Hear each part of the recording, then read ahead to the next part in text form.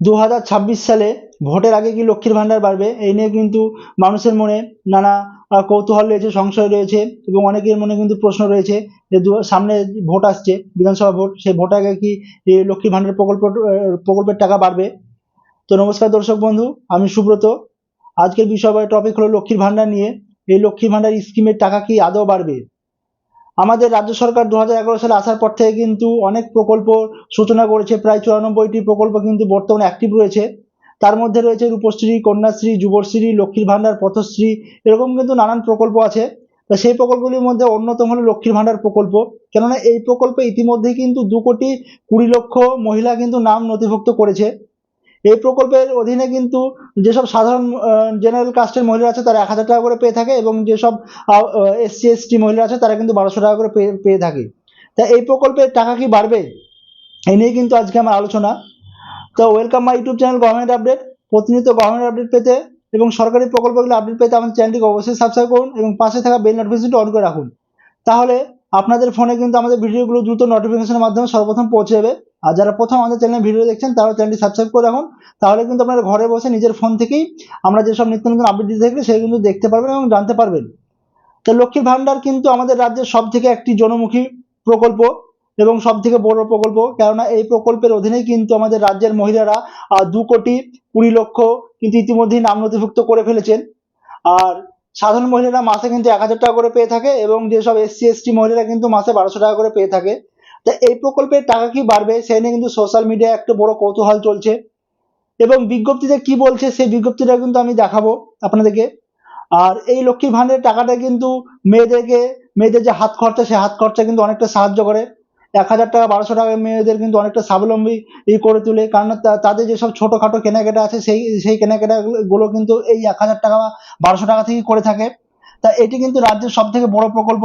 আর এই লক্ষ্মীর ভান্ডারের অধীনে কিন্তু অন্য অন্য রাজ্যেও কিন্তু একই স্কিমে কিন্তু আমাদের রাজ্যের থেকে কিন্তু বেশি করে টাকা দিচ্ছে। কেননা দিল্লিতে রিসেন্ট যে ভোট হলো সেখানে কিন্তু লক্ষ্মীর ভান্ডার হিসাবে মেয়েদের কিন্তু প্রায় 2,500 টাকা করে দিয়ে আছে। তা আমাদের সব থেকে বড় প্রশ্ন হলো পশ্চিমবঙ্গে কিন্তু আবারও ভোট চলে এসেছে, 2026 সালে ভোট, মার্চ এপ্রিল থেকে হয়তো শুরু হয়ে যাবে।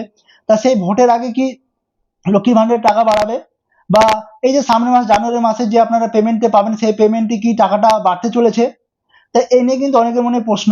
তার যে বিজ্ঞপ্তি আছে সেই বিজ্ঞপ্তিটা কিন্তু আমি আপনাদেরকে এখন দেখাবো এবং পরে পরে শোনাবো, তাহলে আপনাদের মনে যে ডাউট বা ক্লিয়ার, ভোটের আগে টাকাটা কি আদৌ বাড়বে, সেটা কিন্তু আপনাদের যে প্রশ্ন ছিল সেটা কিন্তু একদম পরিষ্কার হয়ে যাবে। দর্শক বন্ধু দেখতে পাচ্ছেন আমি কম্পিউটার স্ক্রিনে চলে এসেছি, এবং লক্ষ্মীর ভান্ডারের যে বিজ্ঞপ্তি সেই বিজ্ঞপ্তিটা কিন্তু আপনাদের সামনে শো হচ্ছে। তা দেখতে পাচ্ছেন লক্ষ্মীর ভান্ডার জানুয়ারিতে বাড়তে চলেছে, ডিএ লক্ষ্মীর ভান্ডারের টাকা আর কোন ভাতা বাড়তে পারে। তার নিচে কিন্তু দেওয়া আছে, দেখতে পাচ্ছেন যে 1 জানুয়ারি 2026 থেকে বাংলার সরকারি কর্মীদের মহার্ঘ ভাতা, লক্ষ্মীর ভান্ডার ও বিভিন্ন সরকারি প্রকল্পের ভাতা বৃদ্ধির সম্ভাবনা।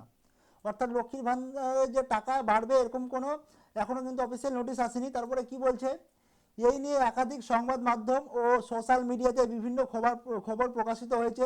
এই খবরের সত্যতা কি, এই প্রতিবেদনে আলোচনা করা হলো। এরপর দেখতে পাচ্ছেন মহিলাদের লক্ষ্মীর ভান্ডার ও সরকারি কর্মীদের ডিএ বাড়ছে। তো বর্তমানে পশ্চিমবঙ্গের সবচেয়ে জনপ্রিয় প্রকল্প হলো লক্ষ্মীর ভান্ডার প্রকল্প। এই প্রকল্পে মহিলাদের 25 বছর হলেই প্রতি মাসে 1,000 থেকে 1,200 টাকা দেওয়া হয়। এছাড়াও 60 বছর বয়স হলে বয়স্ক ভাতার টাকা দেওয়া হয়। তাই এই প্রকল্পের ভাতা বৃদ্ধি পেলে উপকৃত হবেন রাজ্যের কোটি কোটি মহিলা। তা কিন্তু আমাদের পশ্চিমবঙ্গে কিন্তু এখন পর্যন্ত 2,20,00,000 কিন্তু এই লক্ষ্মীর ভান্ডার প্রাপক আছে। তারা কিন্তু যদি লক্ষ্মীর ভান্ডার টাকাটা বাড়ে তারা কিন্তু উপকৃত হবে। এরপরে কি বলছে, পশ্চিমবঙ্গ সরকারের লক্ষ্মীর ভান্ডার প্রকল্পের একটি সুখবর পাওয়া গেছে। বর্তমানে সাধারণ শ্রেণীর মহিলারা মাসে 1,000 টাকা এবং তপশিলি জাতি উপজাতি শ্রেণীর মহিলারা কিন্তু 1,200 টাকা করে পান। নতুন প্রস্তাব অনুযায়ী এই অঙ্ক 200 থেকে 500 টাকা পর্যন্ত বাড়তে পারে। অর্থাৎ গভর্নমেন্টকে কিন্তু প্রস্তাব দেওয়া হয়েছে যে লক্ষ্মীর ভান্ডারের টাকাটা বাড়িয়ে কিন্তু সেটা 200 থেকে 500 টাকা কিন্তু বাড়ানো যেতে পারে। কারণ এটা কিন্তু রাজ্যের সব থেকে একটি জনমুখী প্রকল্প এবং সব থেকে বড় প্রকল্প হচ্ছে আমাদের পশ্চিমবঙ্গ সরকারের। এরপরে বলছে আগামী জানুয়ারি 2026 থেকে এই প্রকল্পের মাসিক ভাতা বৃদ্ধি পেতে পারে।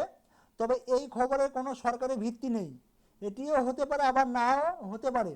এই ভাতা বৃদ্ধি পেলে রাজ্যের প্রায় 2 কোটিরও বেশি উপকারী ভোগী মহিলা এতে উপকৃত হবেন।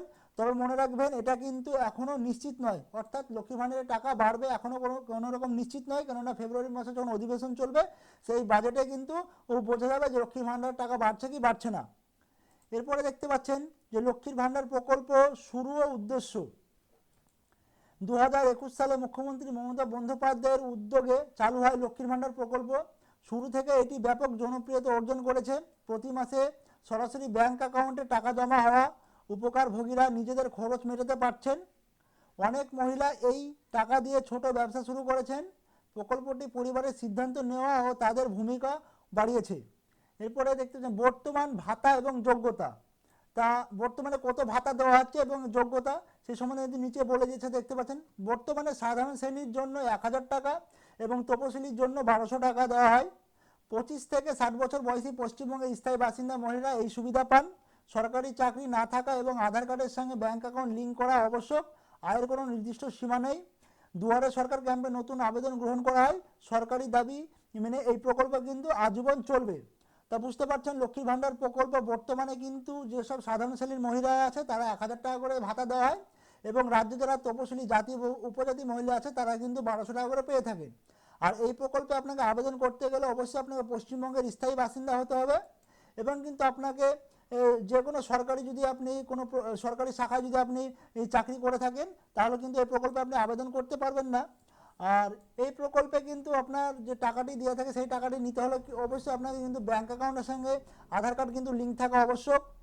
এছাড়াও কিন্তু আপনি কোনো রকম যত ইনকাম করুন না কেন আয়ের কোনো উৎস কিন্তু এখানে বলে যায়নি, তাই যে কেউ কিন্তু আপনারা অবশ্যই আবেদন করতে পারবেন। তো লক্ষ্মীর ভাণ্ডার একটি জনমুখী প্রকল্প। তো আপনি যদি এখন পর্যন্ত আবেদন না করে থাকেন, আপনার বয়স যদি 25 বছর হয়ে থাকে, আপনি অত সত্তরই যে ক্যাম্প দুয়ারে সরকার যখন ক্যাম্প বসবে সেই ক্যাম্পে আপনি ফর্মলি অ্যাপ্লিকেশন করেন তাহলে কিন্তু আপনি মাসিক 1000 টাকা এবং যদি আপনি রাজ্যের SC ST মহিলা হয়ে থাকেন তাহলে কিন্তু 1200 টাকা করে কিন্তু আপনি পেয়ে যাবেন।